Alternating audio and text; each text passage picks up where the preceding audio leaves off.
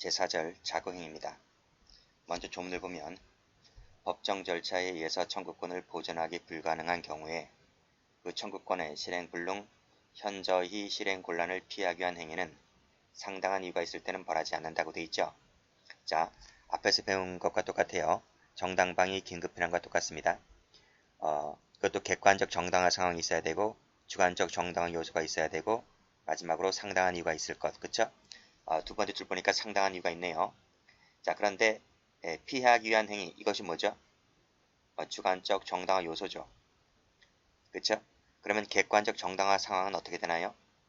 법정 절차에 의해서 청구권을 보존하기 불가능해야 되고 그 청구권의 실행불능 또는 현저한 실행곤란이 있어야 되죠. 그쵸? 그래서 여기까지를 객정이라 하는데 이 두 가지를 합쳐서 객관적 정당화 상황이라고 하는 것인데 보면 청구권이 일단은 보존하기 불가능해야 돼요. 보존하기 불가능할 것. 그 다음 그 청구권의 실행불능이나 현저히 실행곤란할 것. 이 두 가지를 뭐라 불러요? 이 두 가지를 이중의 긴급성이라고 해요. 됐습니까? 그러니까 첫 번째 줄에서부터 현저히 실행곤란까지가 객관적 정당한 상황이 되는 거예요. 그리고 이 객관적 정당한 상황은 보존하기 불가능하고 플러스 실행불능 또는 현저한 실행곤란이 있을 것을 요한다는 겁니다. 그래서 긴급성이 두 가지입니다. 두 가지. 자, 그 다음 법정 절차에 의해서 청구권을 보존하기 불가능할 것 그랬잖아요. 여기서 청구권이라는 개념을 잘 받으세요. 청구권이라고 하는 것은 언제 생겨나나요? 언제? 어떤 물건을 빌려주거나 돈을 빌려주거나 할 때 약정 기한이 있잖아요. 약정 기한. 약정 기한이 도래하기 전까지는 청구권이 발생하지 않아요. 그렇죠? 청구권이라고 하는 것은 그 기간이 도래했을 때 비로소 청구권이 발생하는 것이라는 겁니다. 따라서 기한이 도래했다는 것은 저 사람이 나의 재산권을 침해하고 있는 거예요. 그래서 그 청구권이라는 말 자체에 부정대 정의 개념이 도출된다. 즉 부당한 침해라고 하는 것이 법조문은 없지만 청구권이라는 개념을 통해서 부당한 침해라는 것이 도출될 수 있다. 이런 말이. 그리고 보존하기 불가능할 것 그랬습니다. 이 불능이라는 개념 때문에 뒤에서 보듯이 보충성이라고 하는 개념이 도출된다. 이렇게 보시면 돼요. 그리고 마지막으로 이 상당한 이유라고 했잖아요. 상당한 이유. 이 상당한 이유라고 했는데 이 상당한 이유라고 하는 그 개념이 앞에서 배웠던 정당방위나 긴급피난과 좀 달라요. 의미가. 그래서 이 상당한 이유 밑에 도표가 나와 있죠. 밑에 보시면 이 상당성이라고 하는 이 개념이 위에서 보는 이 정당방위와 긴급피난과 자구행위가 약간씩 다르다. 볼게요. 자, 정당방위에서는 상당성이라는 것이 적합성만 갖추면 되었습니다. 그런데 긴급피난을 오게 되면 보충성, 균형성까지 요구되고 있죠. 그래서 긴급피난에서는 적합성, 보충성, 균형성이 이 세 가지가 모두 다 요구되었다 이거예요. 근데 자구행위로 오게 되면 분명 위에서 뭐라고 했습니까?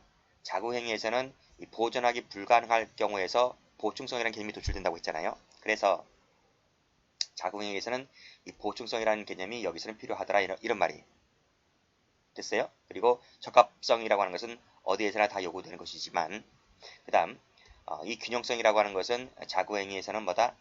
필요가 없다 이렇게 보시면 돼요. 그래서 의미가 이 상당성이라는 의미가 정당방위나 긴급피난이나 자구행위나 그 의미가 전부 다 다르다 이렇게 보시면 됩니다. 됐죠? 자, 그 다음 이것은 적지 마세요. 여기 노트 다 나와 있어요. 노트를 보시면 48페이지 보시게 되면 제가 지금 다 적어드리고 있잖아요. 그렇죠? 다 적어드리고 있다. 이 노트를 참조하시면 될 것 같고 다시 교재를 보시면 여기서 피하기 위한 행위라고 했잖아요. 그렇죠? 피하기 위한 행위는 뒤에서 보겠지만 노트에 나와 있습니다. 노트 볼까요? 노트를 보시게 되면 여기 피하기 위한 행위라고 하는 것은 청구권을 보존하는 수단에 그쳐야 되는 것이지 이행수단으로 나아가서는 안 된다라고 하는 것이 뒤에 나올 겁니다. 아시겠죠? 자, 그럼 다시 한번 교재를 가겠습니다. 자, 개념 볼게요. 권리자가 그 권리를 불법하게 침해당했을 때 공권력 발동에 의하지 않고 자력으로 그 권리를 보전, 회복하기 위한 행위를 자구행위라고 한다. 예를 보시게 되면 채무자가 채무를 변제하지 않고 외국으로 도망갑니다. 그렇죠? 그랬을 때 공권력의 발동에 의하려고 하면 이 사람은 벌써 튀고 없어요. 그렇기 때문에 자기가 본인이 스스로 채권자를 체포할 수밖에 없는 거죠. 그래서 채권을 받아내야 되잖아요. 그렇죠? 이것이 자구행위다. 자기 물건을 훔쳐간 절도범을 사후에 길가에서 만났다. 지금 잡지 아니하면 못 잡을 것 같아요. 그래서 경찰력을 동원하려면 늦어요. 그래서 잡아다가 도품을 강제로 탈환했을 때 이것이 자구행위의 사례가 됩니다. 이 사례를 좀 익혀두시고요. 자, 도표 볼게요. 자, 정당방위, 긴급피난, 자구행위를 한번 비교를 해볼게요. 정당방위나 긴급피난을 공부를 했기 때문에 정당방위, 긴급피난보다는 자구행위 중심으로 공부를 하겠습니다. 자, 방금 보았죠? 자구행위는 뭐다? 부정대 정이다. 부정대 정. 그 점에서 정당방위가 똑같다는 거예요. 자, 또 자구행위는 위 사례에서 보았죠? 사후적 행위다. 사후적 행위다. 그 점에서 앞에서 배웠던 정당방위와 긴급피난과 다르죠. 정당방위, 긴급피난은 사전적이었지만 자구행위는 사후적 행위다. 자, 법익의 범위를 봅니다. 정당방위는 긴급피난은 자기 또는 타인의 법익에 대해서 정당방위, 긴급피난이 가능했죠. 근데 자구행위는 자기 것만 돼요. 자기 것만 되고 타인을 위한 자구행위는 허용되지 않는다. 그래서 이 세 개 중에서 법익의 범위가 가장 좁다라는 것이 가장 좁다. 그래서 이거 색깔 칠할게요. 자기의 것만 국한된다. 자, 그 다음 긴급성 같은 경우에는 자구행위는 위에서 보았듯이 이중의 긴급성을 요한다. 그리고 위법성 관련해서 정당방위와 긴급피난은 부정대 정의라 했잖아요. 부정대 정의이기 때문에 이 두 가지 모두 다 위법한 침해를 전제합니다. 그쵸? 자, 행위 대상을 보시게 되면 자구행위는 과거 침해자에 대해서 국한된다. 이렇게 나와 있고요. 그 다음 21조 사망 문제인데요. 21조 사망은 뒤에서 말씀드리도록 하겠습니다. 근데 가장 중요한 것인데 21조 사망은 정당방위 긴급피난에서는 요구되고 있지만 자구행위는 요구되지 않는다. 즉 야간의 기타 불안스러운 상태 하에서 그치? 그런 말들이 자구행위에서는 허용되지 않는다는 겁니다. 그리고 주체 제한 같은 경우에는 긴급피난만 있는 것이지 나머지 정당방위나 자구행위에서는 그것이 없어요. 중요한 것은 이것이 중요하다. 이것이 중요하다. 21조 사망이 적용되지 않는다는 것이 시험에 잘 나옵니다. 자, 성격 갑니다. 자, 성격 보시게 되면 앞에서 뭐라 그랬나요? 공권력의 발동에 의하지 않고 그랬잖아요. 그래서 국가 권력을 대행하는 행위다. 이런 것입니다. 그래서 보충성이 엄격하게 요구가 된다. 그러니까 원래는 국가 공권력을 일단 기다려봐야 돼요. 국가 공권력을 기다려보고 국가 공권력이 발동되지 아니할 때 그래서 개인의 자력을 동원하는 것이기 때문에 일단 보충성의 원칙이 가장 강력하게 요구된다라고 하는 것입니다. 일단 말씀드렸죠? 부정대 정의다 말씀드렸고 부정대 정의 관념이기 때문에 이익형량의 원칙이라고 하는 것이 필요가 없다. 이런 말이. 그리고 사후적 행위다. 사후적 행위. 말씀드렸지만 충족수단이 아닙니다. 충족수단 이행수단이 아니라 보존하는 수단에 그쳐야만 한다. 이런 말이. 그래서 그 예를 한번 잘 받으세요. 예 체크하시고. 음식값을 지급하지 않고 도주하는 손님을 체포하여 주는 돈을 수령했다라고 했을 때 자궁행위가 될 수가 있는데 그쵸? 이때 강제로 지갑을 꺼내어서 음식을 강제 추심해서는 안 돼요. 아시겠죠?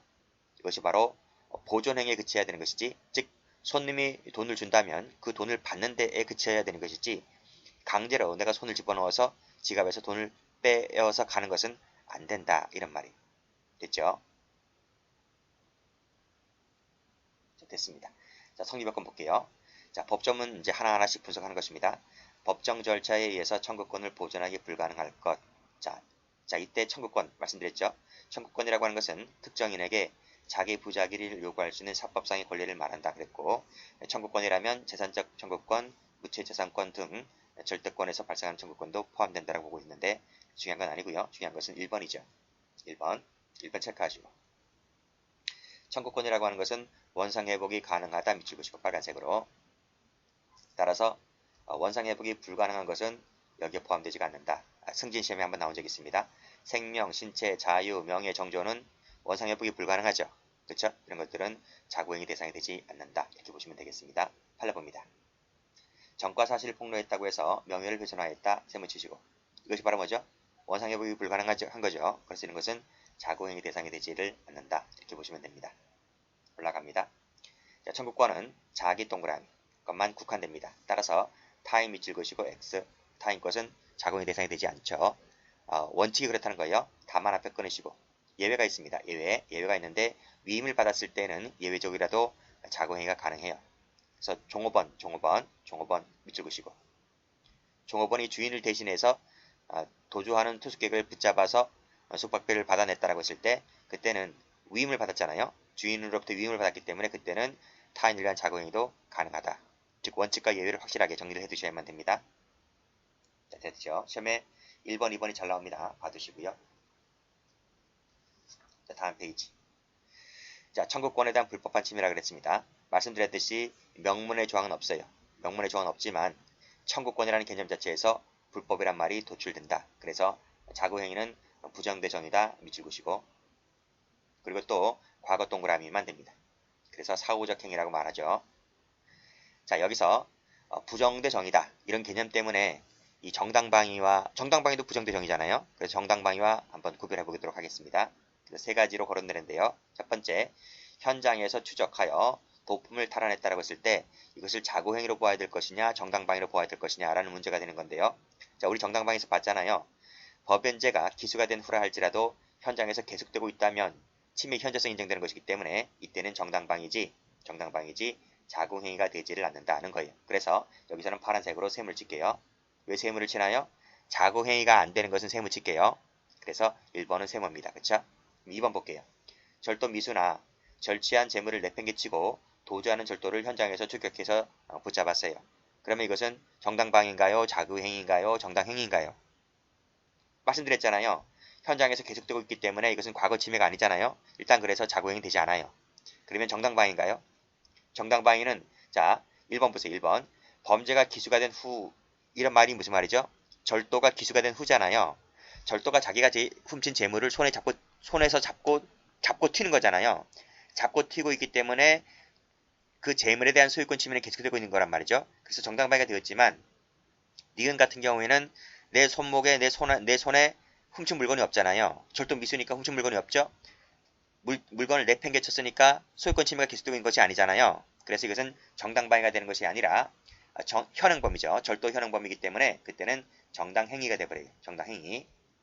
그래서 니은도 자고행위가 되지 않는 거예요. 그래서 이것도 세모를 쳐볼게요. 세모를 어디다 칠까요? 미수 세모 치시고 내팽개치고 세모 치시고 그쵸? 물론 추적에다 밑줄 그시고 그래서 현재성은 인정되는데 소유권 침해가 없기 때문에 정당방위가 되는 것이 아니라 정당행위가 되는 것이다. 그래서 기억 니은은 전부 다 자고행위가 되지 않는다는 겁니다. 자, 2번 볼게요. 상당한 시일이 경과한 후에 도품을 차단했다라고 했을 때 그래요. 이게 바로 자고행위가 되는 거예요. 그쵸? 그래서 빨간색이 아니고요. 다른 색깔로 할게요. 뭐 중요한 건 아니기 때문에 상당한 시일이 경과 후에다 동그라미 치시고 그래서 이 2번만 체크하세요. 2번만 자고행위가 되는 거예요. 자, 그 다음 퇴거 불응자 말씀드렸죠. 정당방위에서 퇴거 불응자는 뭐다? 부작위에 의한 침해잖아요. 부작위에 의한 침해. 그래서 이것도 정당방위가 돼버려요. 그래서 파란색으로 퇴거 불응자에다가 세모 쳐볼게요. 이건 정당방위 가면 있습니다. 정당방위 퇴거 불응자 사례가 나와 있어요. 그래서 1번, 2번, 3번 중에서 자고행위가 될 수 있는 것은 2번밖에 없다. 이렇게 보시면 될 것 같아요. 자, 세 번째 볼게요. 자, 법정 절차에 의해서 청구권 보존이 불가능할 것 그랬습니다. 그쵸? 자, 법정 절차가 뭔지는 읽어보시고요. 그 다음에 보존 불가능 나와 있네요. 자, 1번에서 보면 끝에 보충성 원칙 나와 있고 보충성 밑줄 그시고요. 자, 두 번째 점에다 체크하세요. 두 번째 점이 심해 두세 번 나온 적이 있습니다. 가혹 명독 청구, 토지 반환 청구, 점유 사유권 회복을 위한 청구는 자고행위가 되지 않는다. 왜 자고행위가 안 되나요? 이것은요.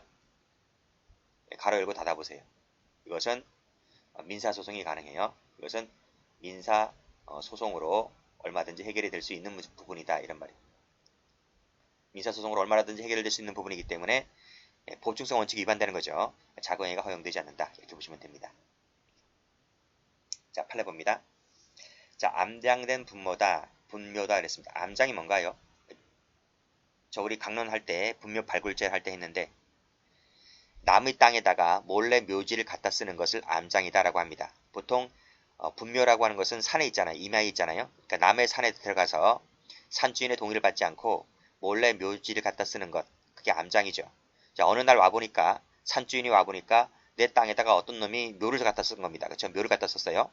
그러면 땅 가치가 떨어지는 거예요. 그치? 아, 묘지가 있는 데다가 무슨 뭘 지어요? 뭘 지을 수가 없잖아. 그치? 그래서 땅 가치를 훼손시켰기 때문에 욕설을 하면서 갑자기 삽자루 곡괭이를 들고 와서 막 파헤칩니다. 그렇죠? 막 파헤치게 되면 이게 분묘 발굴죄가 의 적법 위법성이 조각됩니까? 아니죠. 그러니까 분묘 발굴을 한다 할 때 당국의 허가를 맡아서 군청이라든지 시청에 가서 허가를 맡아서 조치를 취해야 되는 것이지, 내 땅에 암장을 했다 해서 막 곡괭이자루 삽자루 갖고 와서 막 파헤치게 되면 이것은 위법성이 조각되지 않습니다. 그렇죠? 그래서 자궁행위 위법성이 자궁행위가 인정되지 않는 것이기 때문에 세무 쳐볼게요. 당국의 허가 없이 세무 치시고, 발굴하는 것은 위법성이 조각되지가 않는다. 그 다음 2번, 소유권 귀속에 관한 분쟁이 있어서 민사소송이 계속 중인데 이 사람이 자물쇠를 쇠톱으로 절단했다 세무 치시고, 역시 마찬가지로 이것은 상당성이 탈락되기 때문에 자궁행위가 되지 않습니다. 그 다음 3번 보시게 되면 쭉 읽어보시고요. 불법 침입하여 담장에 홀을 쌓아 파놓았기 때문에 그 절 주지가 신도들과 함께 홀을 메어버렸다 세무 치시고, 역시 마찬가지로 자궁행위가 되지 않습니다. 자, 넘겨보시게 되면요. 무단 침입했다 세무 치시고, 구덩이를 팠다 세무 치시고, 그 다음 진입로를 폐쇄했다 세무 치시고, 아스팔트 걷어냈다 세무 치시고, 이런 판례들은 전부 다 어디 나와 있어요? 강령책 가면 다 나와 있어요. 교통방해죄 가면 다 나와 있어요. 거기서 똑같은 판례가 있습니다. 그 다음에 8번도 가보시면 잠금 장치를 훼손 세무 쳐보시고, 이런 것들 전부 다 자구행위가 되지 않는다. 전부 다 유죄 판결된다. 이렇게 보시면 될 것 같아요. 결론부터 말씀드리자고 하면 뒤에도 판례 몇 개 나오는데요. 형법상에서 자구행위를 인정한 판례가 하나도 없어요. 엄연히 민사 형사가 존재하고 결국 뭐다? 개인의 사건은 거의 법조문에는 있긴 있지만 거의 사문화되었다. 이렇게 보시면 됩니다. 그래서 인정되지 않습니다. 됐죠? 자, 그 다음 2번, 1번 볼게요. 자, 청구권의 실행 불능 현저한 실행 곤란이라고 했잖아요. 그래서 밑에 보면 이중의 긴급사항이라고 제가 말씀드린 바가 있고요. 그래서 일단 보존하기 불가능할 것, 실행이 불가능하거나 현저히 곤란할 것, 이렇게 두 가지가 필요하다. 이중의 긴급성이다. 자, 2번 볼게요. 따라서 충분한 인적, 물적 담보가 확보되어 있다면 충분한 세무 치시고, 그때는 이중의 긴급성이 필요 없잖아요. 그때는 자궁행위가 허용되지 않습니다. 예를 볼게요. 보증인이 있다든지 그 다음에 담보권이 설정되어 있다든지 라고 했을 때는 충분한 인적, 물적 담보가 확보되어 있는 것이기 때문에 굳이 이런 것들은 자궁의 대상이 되지 않는다. 이렇게 보시면 되겠습니다. 자, 피하견 행위를 가볼게요. 자, 주관적 정당 요소가 되죠. 자, 밑에 한 개 볼게요. 한 개. 자구행위는 보존 동그라미, 보존수단에 그쳐야 되는 것이다. 따라서 실현수단 밑줄 그시고 X, 이행수단 밑줄 그시고 X. 그쵸? 왜요? 왜 이렇게 하면 안 되나요? 그 왜 그런가 하면 채권자 평등의 원칙이라는 것이 있어요. 채권자 평등의 원칙. 평등의 원칙.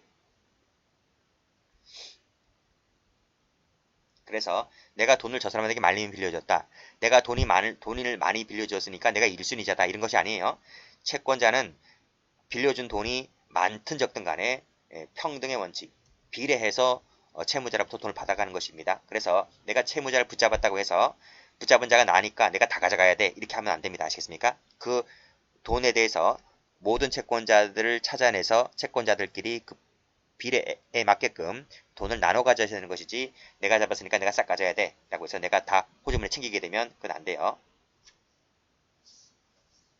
자, 됐고, 그 다음 밑에 판례 가보시면 갑이 유일한 재산인 가옥을 방매하고 즉시 부산으로 떠나려고 하는 급박한 순간에 있어서 딱 잡았다는 거예요. 그랬을 때 피고인 등이 각자의 채권을 추심하였다. 파란색으로 채권 추심 세무 치시고, 돈을 받아냈다는 겁니다. 받아내서 가져갔다는 거예요. 그게 추심이에요. 추심.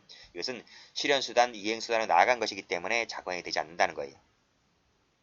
밑에 석고상 사건 가기 전에 가구상부터 먼저 볼게요. 가구상. 출제가 잘 되니까 별표 한번 쳐볼까요? 갑 등은 자신들의 을에 대한 물품 대금 채권을 다른 채권자들보다 우선적으로 확보할 목적으로 부도를 낸 다음날 새벽에 을의 승낙을 받지 아니한 채 쇠톱 절단하고 그것에 침입하였고 1600만원 상당의 가구들을 싣고 다른 데로 옮겨 놓았다. 죄책이 뭘까요? 자기는 자고행위를 주장해요. 자고행위가 될까 안 될까 보겠습니다. 노트 P입니다. 노트 48페이지. 이 사건이죠. 그쵸?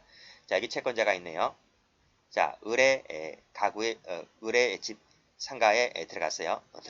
들어가서 왜? 을이 부도가 됐고 을이 도주우려가 있기 때문에 갑이란 사람이 이 물품을 공급했고 돈을 받으려고 하니까 부도가 돼서 도망갈 우려가 있기 때문에 뛰어들어갔어요. 뛰어들어가서 재물을 다 가지고 나왔다는 거예요.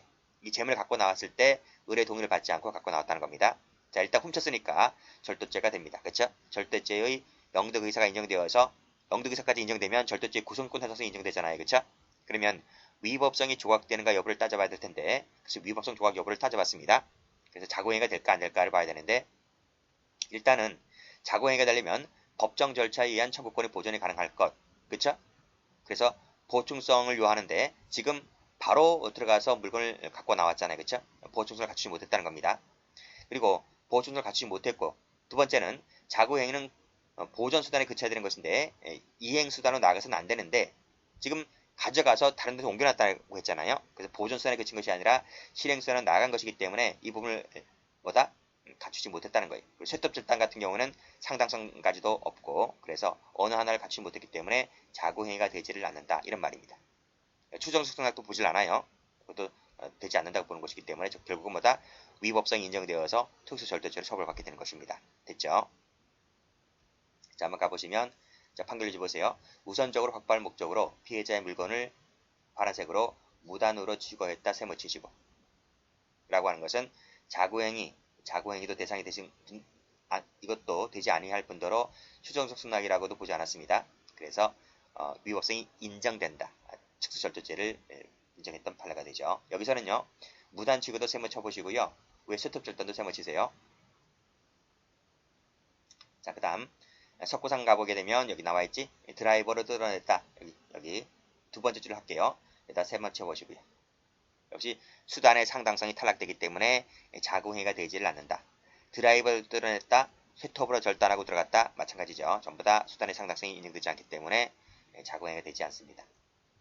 자, 몰래 갖고 나왔다는 것은 자고행위가 되지 않기 때문에 역시 절도죄로 처벌받습니다. 됐죠? 이 판례도 중요합니다. 돌아가면서 나오기 때문에 좀 잘 좀 봐두시고. 됐죠? 자, 다음 페이지 갑니다. 자, 상당성 나와있죠? 보충성이 요구된다. 보충성 동그라미 치시고, 적합성 동그라미 치시고, 균형성 밑줄 그시고 X. 균형성 필요가 되지 않는다. 그리고 보충성 관련해서 최후 밑줄 그시고, 경미 밑줄 그시고, 다른 말로 최소 침해 밑줄 그시고. 그 다음 균형성에서 부정대정 밑줄 그시고, 그래서 엄격한 균형을 요구되지 않는다. 그쵸? 효과, 적법하다. 위법성이 탈락된다. 는 말이고요. 그 다음 오상 말고요. 과잉 자고행이 나와있지? 예, 2항만 나와있잖아요. 2항 체크하시고. 정도를 초과했을 때는 역시 똑같죠. 형을 감경 또는 면제한다. 똑같아요. 이것은 정당방위, 긴급피난, 자고행위 전부 다 뭐예요? 임의적 감면. 임의적 감면입니다. 이건 똑같아요. 똑같은데 뭐가 없어요 지금요? 2항만 있잖아요. 사망이라는 게 없어요. 그래서 쭉 내려오시게 되면 2번을 별표 치세요. 사망 밑줄 그시고 X. 사망은 준용되지 않는다. 이것이 자고행위에서 제일 잘 나옵니다. 문제집 가보면 이쪽이 제일 잘 나옵니다. 됐고 오상 자고행위는 여기서 설명하는 것보다는 저 뒤에 가서 위전착이라고 따로 배우니까 그때 가서 설명하는 게 나을 것 같아요. 그래서 이 부분은 앞에서까지 전부 다 설명하지 않았습니다. 여기까지 합니다.